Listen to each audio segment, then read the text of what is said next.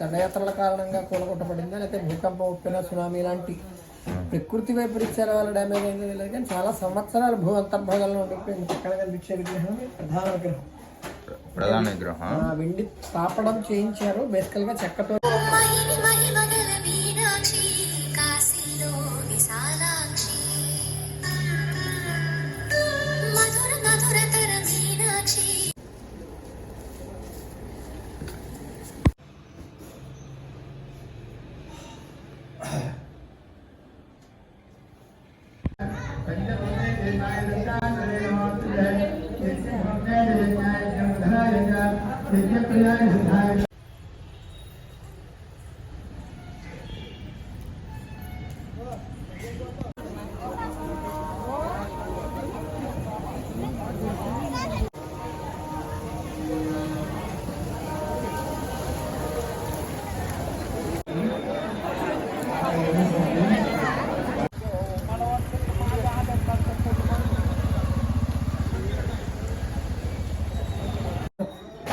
ఇది ఒకప్పుడు దేశంలో రాతి విగ్రహాలు ఉండవు, అది చెక్కవే ఉండేది. ఒక స్థపతి గారు, ఒక బ్రహ్మంగారు అడవిలోకి వెళ్తే 4-5 ఏళ్ళు తిరిగితే కానీ ఒక చెట్టే దొరికేది కాదు.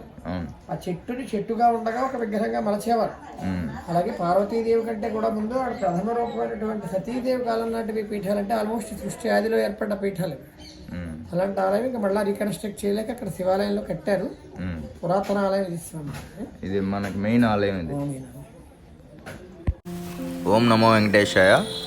రైట్ నో మనం అయితే నెల్లూరు నుంచి అన్నవరం చూసుకొని పిఠాపురంకి అయితే వచ్చేసామండి.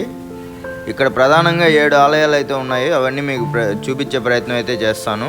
ఫస్ట్ మనము పిఠాపురంలో అయితే దిగేసాము. ఫస్ట్ మనకి రూమ్ అయితే తీసుకోవాలండి.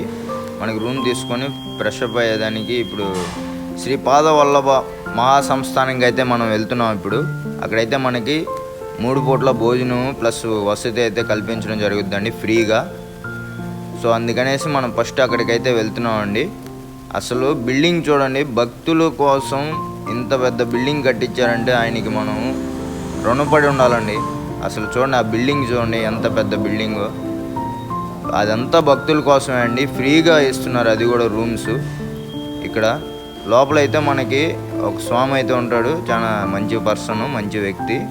అతన్ని అయితే కలిసిన తర్వాత మనకి చెప్పారు లాకర్ ఆఫీస్ రూమ్లో ఇస్తారని. ఆఫీస్ రూమ్కి అయితే వెళ్ళామండి. అక్కడ ఆధార్ కార్డ్ అయితే అడిగారు, జెరాక్స్ కోసం వచ్చాం బయటికి.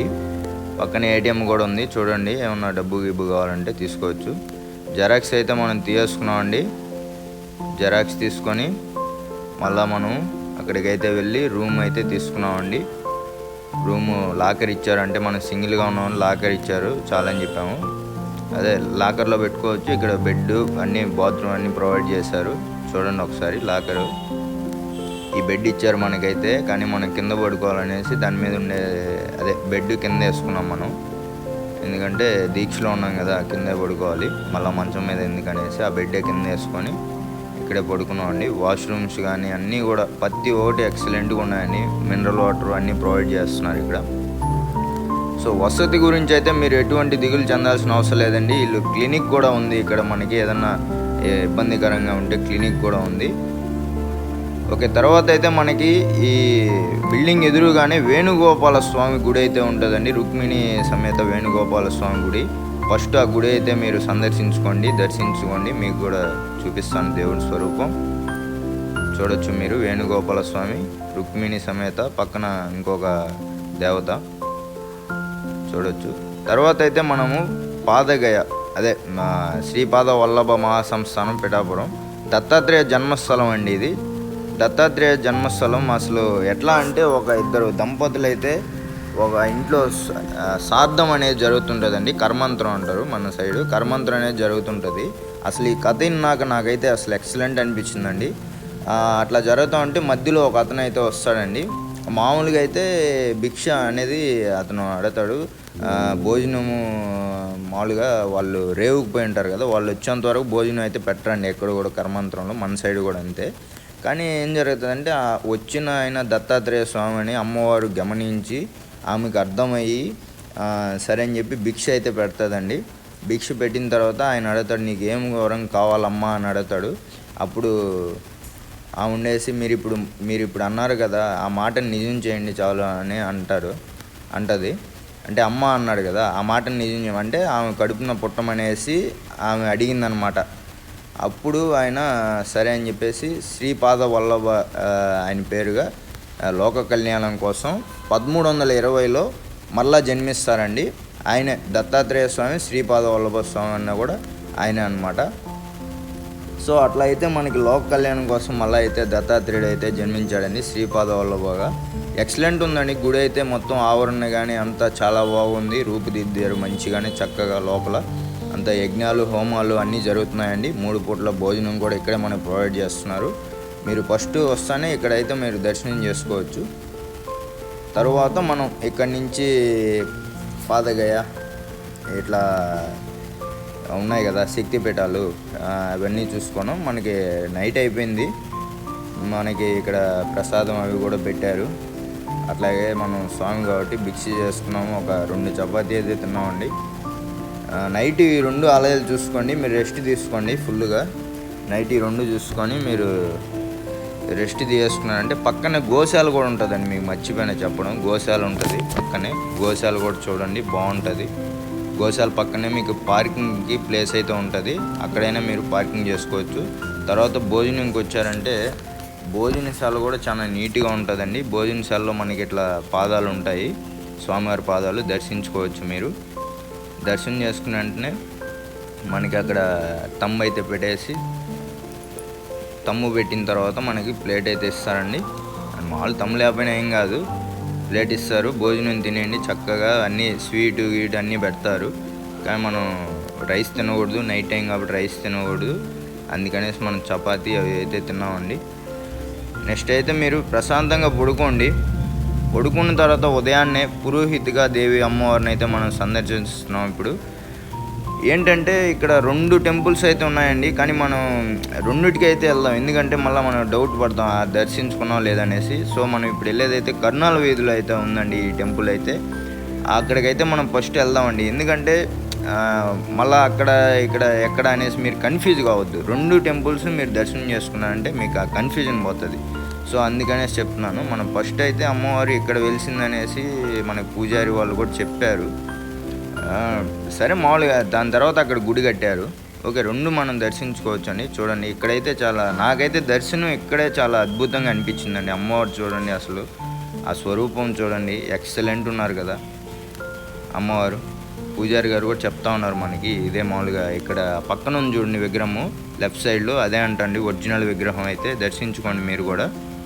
నెక్స్ట్ మనం అక్కడి నుంచి అయితే కుక్కుటేశ్వర స్వామి ఆలయం దగ్గరికి అయితే బయలుదేరిపోయామండి. కుక్కుటేశ్వర ఆలయం దగ్గరికి బయలుదేరిపోయాం. వాకబుల్ డిస్టెన్స్ అండి, ఒక 200-300 మీటర్సే ఉంటాయి అన్నీ కూడా. మీకు నడుచుకుంటూ వచ్చారంటే మీకు అన్నీ అంటే మామూలుగా మధ్యలో ఒక లెఫ్ట్ సైడ్లో కోనేరు ఒకటి ఉంటుందండి, చాలా బాగుంటుంది ఆ కోనేరు. చూడండి మీరు కూడా, అవన్నీ చూడొచ్చు అనేసి కొంచెం నడుచుకుంటూ వచ్చాను నేనైతే. మార్నింగ్ టిఫిన్ చేసుకొని బయలుదేరేసాను. మార్నింగ్ టిఫిన్ చేసుకొని అక్కడికి వచ్చాను. కానీ మధ్యలో ఏంటంటే మనకి శ్రీ పద్మావతి సమేత అమ్మవారు వెంకటేశ్వర స్వామి గుడి అయితే మనకి ఇది ఉందండి. దాని తర్వాత ఇంకో గుడి కూడా ఉంది. ఫస్ట్ మనం ఇక్కడ వెంకటేశ్వర స్వామి గుడికి అయితే వెళ్ళిపోదాము. వెంకటేశ్వర స్వామి గుడికి దర్శనం చేసుకున్నాము. ఒక 20 మినిట్స్ అక్కడ ఉన్నామండి వెంకటేశ్వర స్వామి గుడిలో. ఇవన్నీ మీకు ఒకటే రోడ్లో తగులుతాయండి. ప్రసాదం కూడా పెట్టారు, ప్రసాదం తిన్నాము. దాని తర్వాత అయితే మనకి మాధవ స్వామి అండి,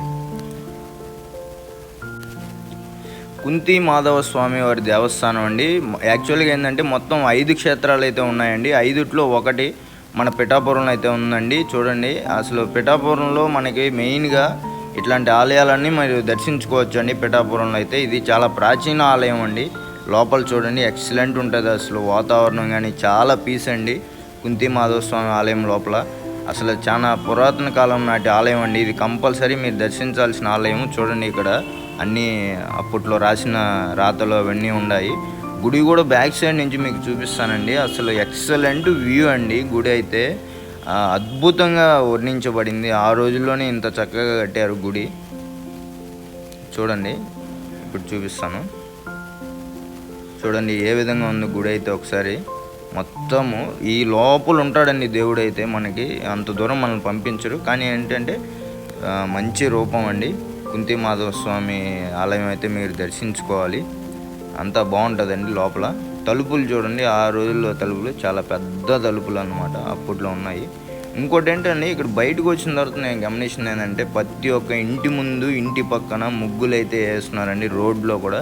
అంటే ఎక్సలెంట్ నేచర్ అండి. అసలు ఆ కల్చర్కి మనం ఫస్ట్ వందనాలు, హ్యాట్సప్ చెప్పుకోవాలి. ఎందుకంటే ఈ రోజుల్లో కూడా అది సిటీల్లో ఇట్లా ప్రతి ఇంటి ముందు ముగ్గు వేయడమే కష్టం, అయితే దాని పక్కన కూడా అంటే మామూలు ముగ్గులు అట్లా చిన్న చిన్న ముగ్గులు అవి పెట్టడం అనేది చాలా ఎక్సలెంట్ నేచర్ అండి. తర్వాత అయితే మనం కుక్కుటేశ్వర స్వామి టెంపుల్కి అయితే వచ్చేసామండి. ప్రధాన ఆలయము మనకి ఇక్కడే 3 క్షేత్రాలు ఇక్కడే ఉంటాయండి. మనకి ప్రధాన ఆలయం ఇది పాదగయ క్షేత్రం అని కూడా పిలుస్తారండి. అసలు ఏంటి పాదగయ క్షేత్రం అనేది? మొత్తం ఈ గయ అనేది 3 అండి. మొత్తం ఈ 3 క్షేత్రాలు అయితే ఉన్నాయండి. ఒకటి బీహార్లో ఉంది, ఒకటి ఒరిస్సాలో ఉంది, ఒకటి పాదగయ మన పిఠాపురంలో ఉందండి. మనం చాలా అదృష్టవంతులు అండి, ఇట్లాంటి ఆలయాలన్నీ మన పిఠాపురంలో ఉన్నాయండి. యాక్చువల్లీ ఏంటంటే గయాసురుడు అనే రాక్షసుడు ఒక తపస్వి. ఆయన విష్ణువుకి తపస్వి. ఆయన మామూలుగా ఎట్లా అయిందంటే వీళ్ళ ముగ్గురు ఆయన ఒక నాభి దగ్గర ఇట్లా, ఒకరు కపాలం దగ్గర, ఒకరు పాదం దగ్గర అయితే అతన్ని సో ఆయన చనిపోయిన తర్వాత ఏంటంటే మనకి ఆ పాదాలు ఉన్న ప్లేస్ ఏంటంటే పిఠాపురం అన్నమాట. అందుకనేసి పాదగయ క్షేత్రంగా కూడా రూపుదిద్దుకుంది ఇక్కడ. సో అలాగే మనకి కుక్కుటేశ్వర స్వామి కూడా, అదే మహాశివుడు కూడా ఇక్కడ వెలిసి ఉన్నారండి. చాలా అద్భుతమైన రూపం. అంటే ఎట్లా చెప్పాలంటే మీకు బయట మనం చూసే శివలింగాల్లో ఇదొక వేరొక టైపు శివలింగం అయితే నేను చూశాను లోపల. అందుకనే చాలా అద్భుతంగా అనిపించింది నాకు. కోనేరు కానీ అంతా కూడా అండి అభిషేకాలు చేస్తున్నారు శివలింగాలకి.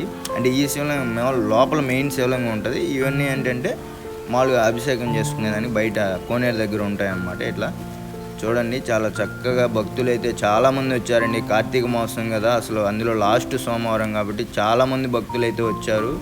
లోపల అయితే చాలామంది ఉన్నారు. మనం ఒక రౌండ్ వేద్దామని ఇట్లా వచ్చాము కోనేరు చుట్టూ. అంతా మనకి అభిషేకం అవన్నీ చేసుకుంటున్నారు ఇక్కడ జనాలు. చూడొచ్చండి, ఈ విధంగా మనకైతే ఇక్కడ గయాసురుణ్ణి మన ఆ రోజుల్లో రాక్షసుని చేశారు కాబట్టి, వధించారు కాబట్టి ఇట్లా మనకి పాదాలు ఉన్న ప్లేస్ ఇక్కడ. అందుకనేసి మనకి పిఠాపురం అని ఇక్కడ వెలిసారండి. అట్లాగే ఇక్కడ మనకి ముగ్గురు ఉంటారండి. అమ్మవారు కూడా శక్తిపీఠం, 10వ శక్తిపీఠం అయిన అమ్మవారు, పురోహితగా అమ్మవారు కూడా ఇక్కడే వెలిసి ఉన్నారండి. అదే ఇక్కడ కట్టించారు మామూలుగా. ఆ ముగ్గురిని కూడా ఇక్కడే ప్రతిష్ఠింపజేశారు కాబట్టి మీరు ముగ్గురిని కూడా ఇక్కడే మామూలుగా దర్శనం చేసుకోవచ్చండి. ఇక్కడ ఇది దక్షిణ కాశీగా కూడా రూపుదిద్దుకుందండి. చూడండి, ఇక్కడ పిండ ప్రదానాలు అవి చేస్తూ ఉంటారు. కాకులు అవి కూడా ఉన్నాయి, మీరు గమనించారు లేదో. చూడండి ఏ విధంగా ఉందో. దానం అండి, దానం ఇచ్చుకోవడం అంట. ఇట్లా నేను అడిగాను ఏంటి ఇదంటే దానం ఇస్తారు ఇట్లా అని చెప్పారు. చూడండి వరుసగా అయితే ఉన్నారు, మీరు కూడా ఇట్లా చేయించుకోవచ్చు. ఇదిగోండి పాదాలు చూడండి, ఆ రాక్షసుడి యొక్క పాదాలు అవి. గయాసురుడు ఆయన. ఇక్కడ అవ్వ చూడండి, స్టాచ్యూ చూసుకోవచ్చండి మీరు. గయాసురుడు మీద అయితే మనకి ముగ్గురు బ్రహ్మ, విష్ణు, శివు మూర్తులు అయితే ఉన్నారు. చూడొచ్చు, ఒక్కొక్క దగ్గర ఒక్కొక్కరు అయితే ఉన్నారు. నెక్స్ట్ మనం పురోహితిగా అమ్మవారి శక్తిపీఠంకి అయితే దర్శించడం జరిగిందండి. 10వ శక్తిపీఠం. అమ్మవారు బంగారు స్వరూపిణి లోపల. కానీ మనకి అక్కడ ఫస్ట్లో చూసాం కదా, నాకు అక్కడే బాగా అనిపించారు అమ్మవారు. ఆ స్వరూపం కానీ, ఆ దివ్య తేజం కానీ నాకు అక్కడే బాగున్నారు అనిపించింది. సో నెక్స్ట్ ఏంటంటే ఆలయం ఎప్పటి నుంచి ఎప్పటి వరకు ఉంటుంది అనేసి ఇది. నెక్స్ట్ మనం కుక్కుటేశ్వర స్వామిని అయితే దర్శించుకుందామండి. రాజద్వారం నుంచి అయితే ఎంటర్ అయిపోయాం మనం లోపలికి. కుక్కుటేశ్వర స్వామి లైన్ అయితే చాలా పెద్దగా ఉందండి, చాలా క్యూ ఎక్కువగా ఉంది. ఈరోజు దర్శించుకున్నాం. ఒకసారి వ్యూ చూడండి మీరు. లోపలైతే ఫోటోలు వీడియోలు అవి తీయకూడదు అంటండి, అందుకనేసి ఏం తీయలేదు. దర్శనం అయితే బాగా జరిగింది. నెక్స్ట్ మనకి శ్రీ స్వయంభూ గురు దత్తాత్రేయ స్వామి శ్రీ పాదవల్లభ, అదే అసలు గురు దత్తాత్రేయ స్వామి జన్మస్థలం అండి పిఠాపురము. సో అందుకనేసి అంత ప్రసిద్ధి అయింది. ఇక్కడంతా మహారాష్ట్ర వాళ్ళు ఎక్కువ వస్తున్నారండి, వాళ్ళకి ఈ దేవుడు అంట. అందరూ భక్తులు కూడా అన్ని దగ్గర నుంచి వస్తున్నారండి. దేశం నలుమూల నుంచి పిఠాపురం భక్తులు అయితే వస్తున్నారండి. తర్వాత మనం అయితే పులిహోర ప్రసాదం అయితే ఒక 5 ప్యాకెట్లు అయితే తీసేసుకున్నామండి. 50 రూపాయలు, ఒక్కో ప్యాకెట్ 10 రూపాయలు అయితే పడింది. పులిహోర బాగుందండి, బ్రహ్మాండంగా ఉంది. సో మనం ఇక్కడి నుంచి అయితే ద్రాక్షారామం క్షేత్రంకి అయితే బయలుదేరబోతున్నామండి. అంతవరకు మీకు సెలవు అండి, బాయ్ అండి. సబ్స్క్రైబ్ చేసుకోండి ప్లీజ్, లైక్ అండి. అలాగే మన ఛానల్ని చాలామంది చూస్తున్నారు కానీ సబ్స్క్రైబ్ చేయట్లేదండి. దయచేసి సబ్స్క్రైబ్ చేసుకొని నాకు సపోర్ట్ చేస్తారని ఆశిస్తూ ఇట్లు మీ గోవింద.